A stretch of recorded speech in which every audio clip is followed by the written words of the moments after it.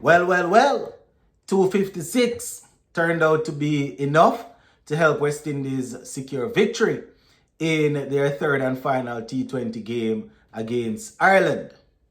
I mean, it's always good to finish on a high note. It's always good to finish with a win. So we're going to be walking through the scorecard. We'll talk about a few things that I noticed while watching the game. So just give a listening ear until the end, and you can let me know your thoughts in the comment section. All right, so Ireland won the toss and inserted West Indies. You know, Ireland didn't want to bat first. They weren't sure how the pitch would behave, seeing that they had it covered for quite a bit, you know, because of rain. Well, West Indies went in and we did pretty well with the bat. You know, Evan Lewis and Shea Hope opened, and I must say that it was very, very entertaining, my people. They batted pretty well together. You know, we ended up getting 256 for 5 off 20 overs. But, you know, Shea Hope and Evan Lewis, they really and truly made sure that we got the full benefit of the power play. Well, they made full use of the power play. They put together 122 before we lost the first wicket. Shea Hope was removed, you know, but he brought up a half century prior to that. He made 51 from 27, right? So Captain Shea Hope stepping up to the top of the order and getting 51 from 27, 4 fours and 4 sixes. Not a problem. As a matter of fact, this looked like the team that I selected this morning. You know, it looked like the team, except I had Casey Carty batting a little higher. But I mean, we got off to a good start, so there wasn't any need to send him in at number 3. But it looked pretty much like the team that I went with. But Shea Hope 51, 188.89 strike rate there. Evan Lewis, very, very good, my people. Took a couple of balls to get himself in, and when he got in, the only disappointment I am sure he will be feeling right now is that he didn't get a chance to get that century. He scored 91 from 44, 7 fours and 8 sixes. Strike rate of 206.82. Some very, very good batting from Evan Lewis, my people. Hitting the ball hard and high. You understand? Also timed the ball pretty well. You understand? He played some very good shots. So he got that 91. Rovman Powell, who you would say is in form, he was outsmarted by a spinner, right? It was Benjamin White that brought him all the way out of his crease and he was stumped behind. You understand? Benjamin White pushing the ball real wide. You know, we saw Tucker collecting it and removing Rovman Powell. He made 2.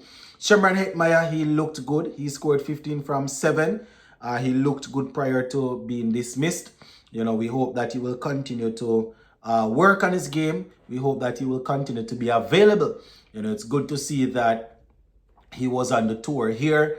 I mean, probably not as fruitful as he would like, but you know, there will definitely come. We will have times when we want him to stay out there and to bat.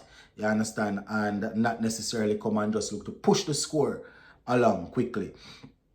So 15. Casey Carty, he started out slowly, my people, was there for a period trying to feel things out.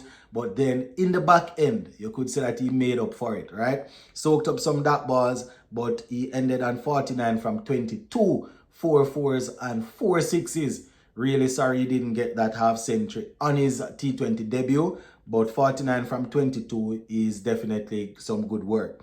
Strike rate of 222.73.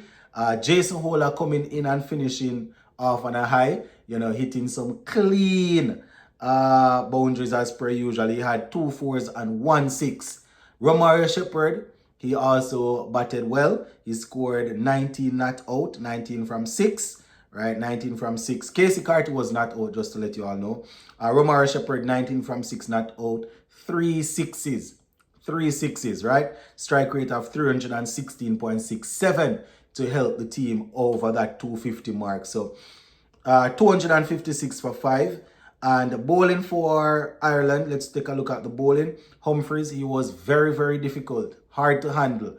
In a game where a team score over 250 and you bowl 4 overs for 16 runs. That's magnificent bowling, right? He got 2 for 16 from those 4 overs.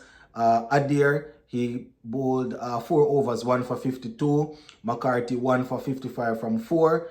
Benjamin White, 1 for 50 from 4. And the man making his debut, he really and truly felt the wrath of the West Indian batters. Liam McCarthy, he bowled 4 overs for 81 runs, right? He traveled, so just so the thing set. Now, Ireland, in giving chase, they lost their captain quite early, Paul Sterling.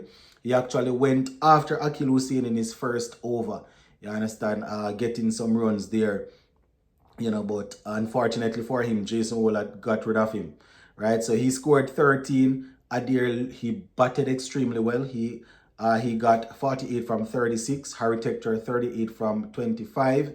And in the latter stages, Mark Adair, he got 31 from 14, right? The other one was Ross Adair, who was at the top there that we spoke about earlier. So they ended up getting 194 for 7, after 20 overs. Not bad at all. They got pretty close to the 200 mark. It's a good thing we had that amount of runs on the board, because we still saw some stuff in the field. I think we had like about 2 drop catches. They weren't too hard. Saw a couple of things couple of misfields and stuff like that we definitely need to tighten up on. We also need to understand that when we are bowling, if we might have a plan, yes, but if we realize that it's not working, especially in the early stage of the game, you can try something else. You understand? So it's a good thing we had some runs on the board in this game. Akil Hussain, 4 for 27. 3 for 27 from 4. He started off a little bit rocky, but he pulled things back real nicely, my people. 3 for 27 from 4. Jason Wooler, 2 for 49 from 4. Ended up going for some runs, but he started out well. Romari Shepherd, 1 for 23 from 3. Some good bowling there. Alzari Joseph, 4 overs, 44 runs. Didn't pick up any wickets. Definitely want to see him being more, you could say, probably being willing to mix things up a bit when he's bowling. Goody Kishmoti, 3 overs, 28 runs. Raston Chase, 2 overs, 16 runs, 1 wicket. So that is basically how the West Indies guys did as they secured victory in this game. So that brings this tour to a close. I guess we're looking forward to Australia next. And, we have Australia and I think Pakistan in to play in white ball series. So going to be very interesting, my people, to see how the guys continue after, how things happen against England. It was good to finish off with a win here, but, we are waiting to see how we will do when we go up against the Aussies. Gonna leave it right here for now. Let's continue to stay tuned to the channel. Make sure you like up the videos. Make sure you subscribe if you have not yet subscribed. And big up on yourself. Bless.